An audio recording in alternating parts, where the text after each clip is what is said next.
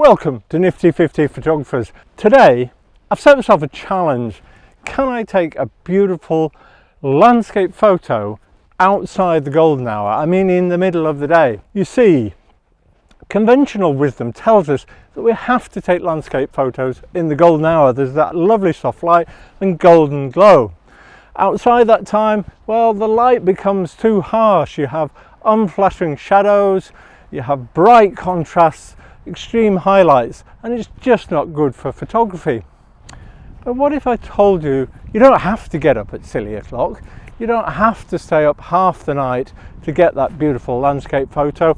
Maybe you could take one at any time of day. So the biggest challenge of taking photos outside the golden hour is the sun is too high. It's like having a huge spotlight shining down into your lens. The shadows become dark and uninviting, and even the most vibrant colours can be washed out by the sun's intensity. So it's no wonder that most photographers stick to the golden hour. There is another reason why most photographers avoid trying to take photos in the midday sun, and that's the challenge of trying to get a perfectly balanced exposure. You end up in a sea of blown highlights and underexposed shadows, and trying to get that perfectly exposed shot, even if you bracket it, can be really difficult. It takes time and patience, and it takes some skill, and often there's just no guarantee you're going to get something that looks good.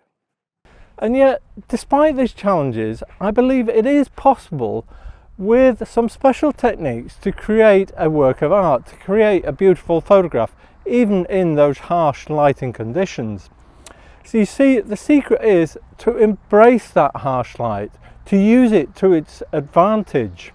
And my secret is to turn it into a black and white shot where those high contrasts, those highlights and shadows become deep blacks and intense whites that you can use to your own artistic perspective to create that beautiful photo. So how do we create that beautiful photo in these difficult conditions? Well, the first thing you're going to need is a great location, and I've come to Coniston Water today because it's a lovely picturesque scene. The second thing you're going to need is a great composition, and I've chosen to take a photo on this jetty. It's a very cliched shot to do a photo looking straight up the jetty because it's got leading lines. But what I'm also looking for is interesting features and textures. So you need to go out and find locations that include those, perhaps with some architecture in them or some other interesting features that you can incorporate into your photo. There's a few other things you can do as well. One of the things I'm going to do is use a filter because that will help soften the light. You can also play with your camera settings. Now I'm going to do a really long exposure, and what that'll do is it'll smooth out the water. I'm going to go for exposure for about 5 minutes, so the water will be nice and smooth, and it'll give that lovely ethereal, mystical, soft effect that will contrast beautifully with the harsh lines of the jetty and that solid structure. So I'm going to set up for a 5-minute exposure, and that extended time is what will give us the smooth water. Now you are going to need some bits of equipment to be able to enable you to do this. You're going to need a solid tripod, you're going to need some ND filters, you're also going to need a camera that's capable of being set to a bulb timer and have a remote release, or you can use a self timer. Okay, so that's my shot in the bag. We're going to go back now to my digital darkroom and see what we've got. I'm back in the digital darkroom now, and you can see here, this is an image I took with a fast shutter speed, about a 2/50th, and you can see it's quite vibrant, but you can also see some pretty harsh shadows and some bright highlights. Now this is the long exposure image. See how much that's flattened out the image? The shadows, things like the jetty posts, become much softer, probably because also a cloud might have gone across the sun in that 5-minute exposure. And it's made the water lovely and soft, and we've got nice areas that are light and dark that we can do something with in our black and white processing. Black and white processing isn't just about removing colour, it's about sculpting with light and shadow. So we're going to look at the dark areas, see if we want to make them darker, and look at the light areas and see where we want to draw the viewer's eye, because it'll always be drawn to the areas where there's most light. We can do things with the sky as well.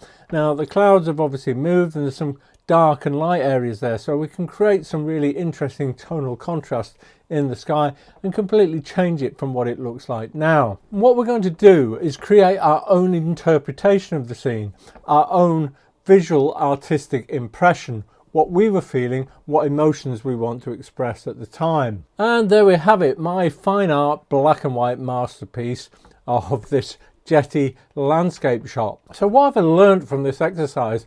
Well, one is, don't be scared of going out to shoot in the midday light or using harsh light. Embrace it and apply your own artistic, unique vision to it. Look for those deep blacks and whites and imagine how they'll come out when you turn this into a monochrome photograph. The other thing I would say, composition is crucial. You really need to nail the other aspects of your photography to make sure you get a beautiful image. So we're doing things like looking for strong lines, interesting textures. We're using our other rules of composition. The obvious one here is leading lines. Remember, photography is about you creating your own unique vision. There are rules, but they're there as guidelines. You must interpret them and break them as you see fit and as you want to impose your own artistic vision. If you found this video useful, do please give it a like, and if you'd like to see some more tips on fine art black and white photography, do consider subscribing to the channel.